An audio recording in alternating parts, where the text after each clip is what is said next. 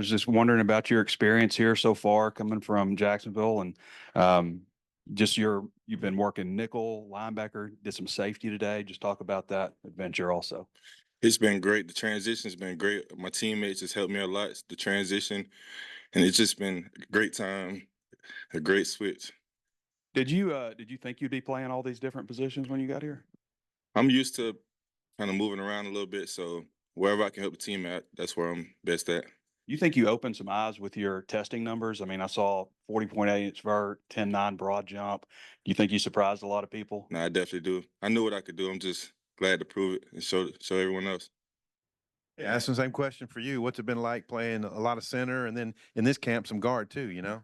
It's been great. I played, obviously back at Tennessee, I played guard and center. But being able to really focus down on one position and kind of hone in specifically on that, it's been great. But obviously, you got to do what you got to do for the team.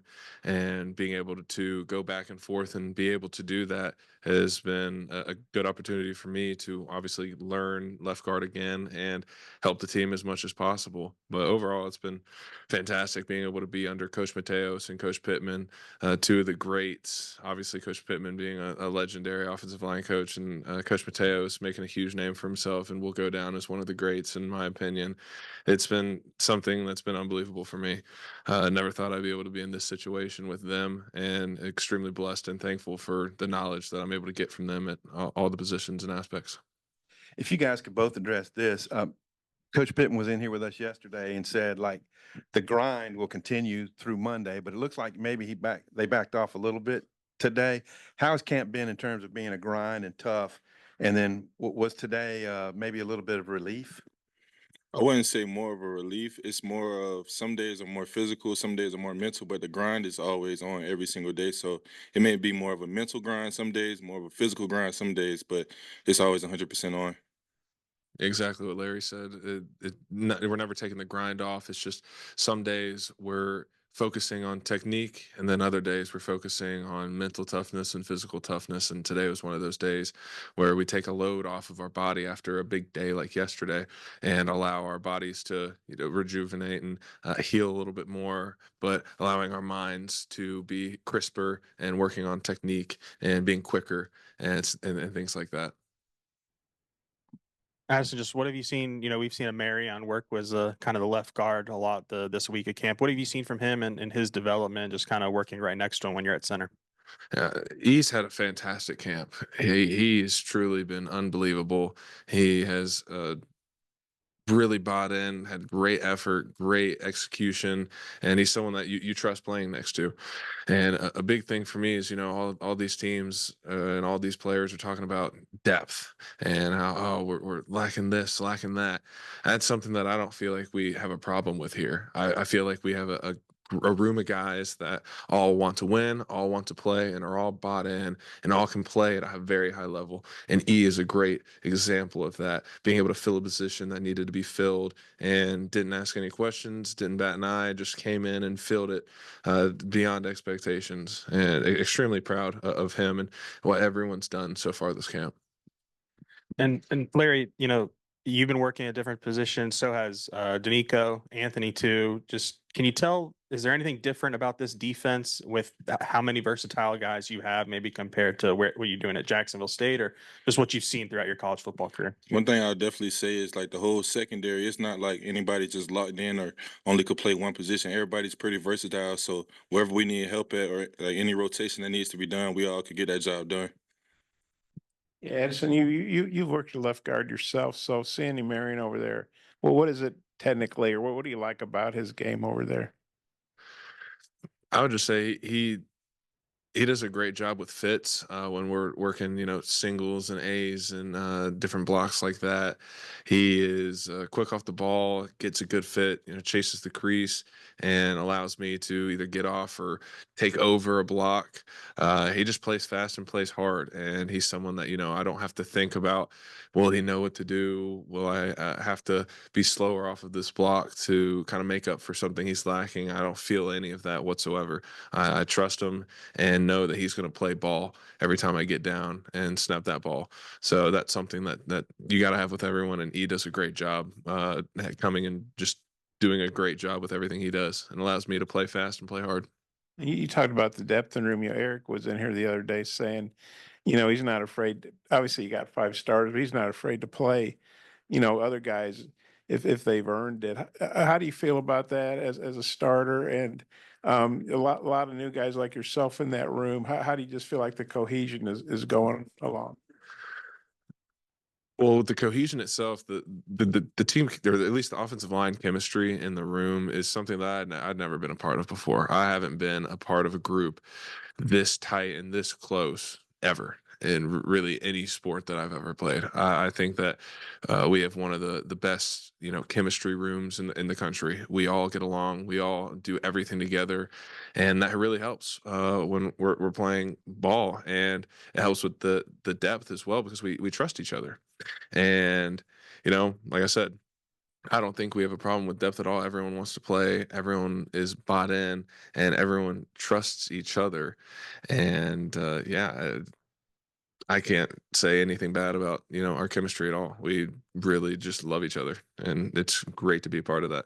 And back to your question with the what do I feel about the depth problem or the depth question is it's great for us. The defensive line gets to sub and change in a game, and they get to come in fresh.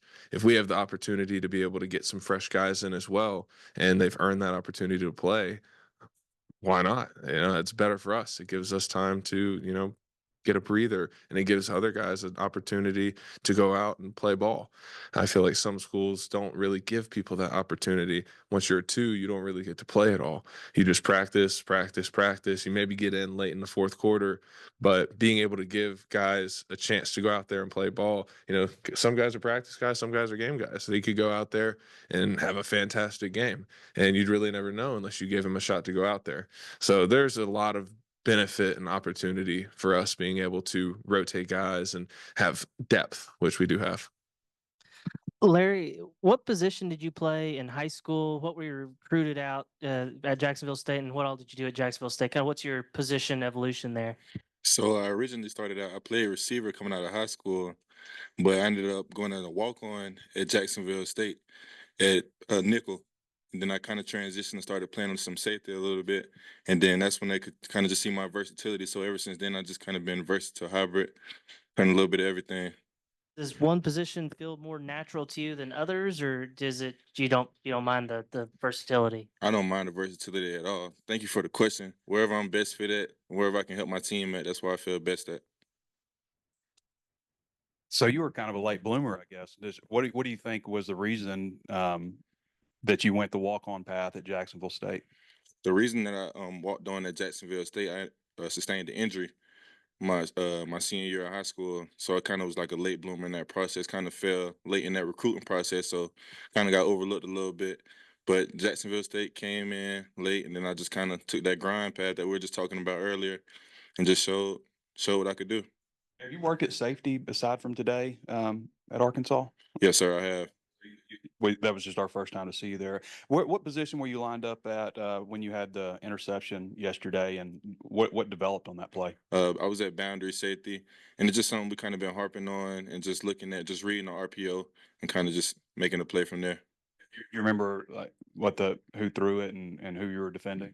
It was Malachi, and that's who threw the interception.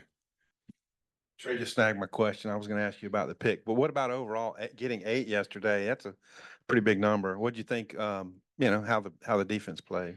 I think we started out great. We played great. It's just something we've been harping on because the first scrimmage, I feel like we kind of started a little bit slow. So that's something you can't go into games, these big time games starting out slow. You got to come out the gate swinging. So that's something we kind of really harped on. And turnovers, that's how you win games. Yeah, Addison, Sam told us yesterday the D line had a big day. Landon certainly did. Just what did you see from your vantage point on maybe lessons to pick up from that? Yeah, things just kind of flipped from the first scrimmage. We came out fast and hit them in the mouth hard really quick, and it kind of flipped yesterday. The defensive came out really fast and really aggressive, and we kind of came back in the back end. So it was great for us to feel that, because I feel like we've had a great job of as an offense coming out and starting off really fast, and we've kind of lacked a little bit of that finish. But I feel like yesterday the defense did a great job, giving us some pushback at the beginning, and us having to finish and work hard to get back some momentum back to us at the end. Larry, you mentioned being a walk-on at Jacksonville State. Did you earn a scholarship there before you left, or? Yes, sir, I did. And then what was it like? I mean, entering the transfer portal. I mean, you ended up at Arkansas. I assume there were other schools recruiting you. You missed out on that process coming out of high school. What was that process like? It kind of was just like a full circle moment because I didn't really get to receive it coming out of high school. So it was kind of like felt new and like a rookie almost, like being like a full circle moment. So it kind of felt good. Larry said you had an injury in high school. You mind if I ask you what it was? It was a little knee injury. What do you remember which one it was? No, sir. That's okay. Well, that means it does not bother you anymore. No, it's not bothering me at all. And if you don't mind me asking, who all recruited you out of the portal, and who else did you consider, and why Arkansas? There's some SEC schools, a lot of schools from different conferences, but Arkansas just felt really good. Felt like home. Coach T. Will and Coach Pitt. It felt like a great fit. I know, Jacksonville State, that's a good, program at that level, but how different is it playing at a program like that and an SEC program? Like what sort of things do you have here that maybe you didn't have there that are pretty nice? I would say something, just everything is just a lot bigger, and like not even football wise, but just facilities and resources. You get like a lot more resources that are greater. Hey, Addison, you mentioned earlier that, Coach Mateos has the opportunity to go down as one of the great offensive line coaches. Just what makes him unique and, special to work with? To me, it's just his approach to coaching us. He looks at it. He wants us to be as prepared and as knowledgeable for the NFL as possible. He wants us to not just know what we do, what the basic offensive line knowledge is. He wants us to know everything. He wants us to know formations. He wants us to know like motions. He wants us to know, what are the what's outside of the box. Are they doing like corner blitzes, safety shifts, everything. He wants us to be able to know ball, and it allows us to play more freely. We're not just focused on basic minor information, relying on other people to tell us what to do. We can make checks on our own. We can see things that are happening, and allows us to, he calls it like playing ball. We're not just doing what we're supposed to do. You're just playing ball. If you see something and let's say you're supposed to go to this guy, but you see something and you feel something coming, and then you're like, all right, no, let's go this way. Let's check it to this. And it just allows you to play more free. And I feel like him being able to make things easier to understand for us and not such an overbearing, knowledge dump is really what separates him. It's just easy to learn from him. And then Coach Pittman has also been with y'all quite a bit out there when we've been watching you guys. Just what's it like having a head coach that's so knowledgeable on the offensive line? It's great. Like I said, having both of them together is a true powerhouse in offensive line knowledge. Being able to work with Coach Pitt on the field is something that I'd always wanted to do. I wanted to go to play with him at Georgia. He recruited me out of high school, and I wanted to go play for him at Georgia. And then obviously he got the head job here, and that ended up not working out. But now we're here, and I get to work with him and Coach Mateos, and getting both of their knowledge. They both have different ways they teach offensive line, and being able to learn both sides of their knowledge. Coach Pitt's just wisdom and techniques that he's gathered from over the years, and then Coach Mateos with his brain and his knowledge. It's something you couldn't ask for any better, honestly. Addison, you mentioned the culture of this offensive line. Just how much of that has come from Fernando Carmona, and what does he add to the room? He adds so much to the room. He's just one of those guys that you can't not like him. I don't think there's anyone on the team that could say a bad thing about him. He gets along with everyone. He's everyone's friend. He wants everyone to be as successful as they can. And yeah, he's been a huge part of our culture in the O-line room. But honestly, outside of that, he's been a huge part of the culture and the team as well. I feel like he just does a great job of, bringing energy to every practice, every day. And he's a fantastic leader, and he's really embodied, that role. Addison, going back to the Coach Pittman, Coach Mateos relationship, I think Mateos said the other day that he sometimes is a little bit more complex in the way he teaches things, and Coach Pittman has a way of simplifying things. Is that how it works? I mean, is there like you almost have to go through like a translator to see what Coach Mateos is saying, or how's that dynamic work? I would say he does it sometimes it'll come off very confusing, and he'll catch himself and he'll reword it, or he'll teach us something and we might not get it right away, and then a few days in he'll come back and reteach it to us a different way to where it clicks our brain better. And his whole thing is this was what was great for me, because a lot of offensive line coaches, they have, this is what they coach, this is how it's done, and this is what you have to do. He understands that everyone's different, everyone learns different, everyone plays different, everyone's body's different. So there are the things that he expects us to do every play, but he also has allows us to have the freedom to do things that work for us, which I feel like a lot of people don't really do. And that in itself really simplifies a lot of things for us, because we're not having to go outside of our mental and physical limits to do things that don't work for us. It allows us to be comfortable in something that we're good at doing, and it allows us to play to our strengths. So I wouldn't say that there's really a translating situation there. They both just really play off of each other. The Coach Bitten will say something, and then Coach Mateos will say something off of it, or vice versa. It's just a really great situation, and it allows us to be extremely, extremely knowledgeable in everything. You mentioned you were going to go to Georgia, and I think Josh Braun, the same deal. He was going to go to Georgia, and Sam came here, and then you guys both leave SEC school, circle back to play for Sam. I guess what do you think about that? Do you and Josh ever talk about that? And just what do you think that says about Sam? We haven't talked about that. It definitely would be a great conversation. It's funny though, because Josh was my host when I went to Florida, so that's always a fun story that I like to tell people, because we make fun of him because he's really old.